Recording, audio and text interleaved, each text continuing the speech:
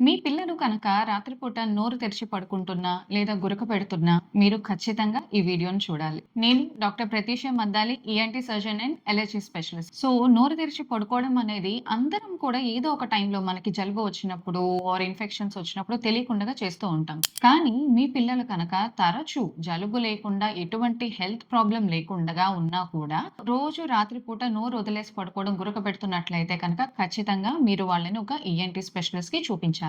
ఎందుకంటే ఇది ఎడినాయిడ్ సమస్య అవ్వచ్చు. యూజువల్‌గా ఎడినాయిడ్ సమస్య అనేది 10 సంవత్సరాల లోపు పిల్లల్లో చూస్తాం. ఈ ప్రాబ్లమ్‌ని కనుక నెగ్లెక్ట్ చేస్తే దాని నుంచి ఎడినాయిడ్ ఫేసిస్ అంటే మన మొహంలో ఉండే ఫేషియల్ స్కెలిటన్ యొక్క డెవలప్‌మెంట్ అబ్నార్మాలిటీస్ రావటం, అలానే పళ్ళ వరుస రావటంలో అబ్నార్మాలిటీస్ రావటం, అలానే హియరింగ్ ప్రాబ్లమ్స్ రావటం, చాలా సమస్యలు రావటానికి అవకాశం ఉంటుంది. సో, రెగ్యులర్‌గా కనుక స్నోరింగ్ అనే ప్రాబ్లమ్ మీ కిడ్‌లో కనుక మీరు నోటీస్ చేస్తే డెఫినైట్‌లీ ఈఎన్టీ కన్సల్టేషన్ అనేది తీసుకోండి.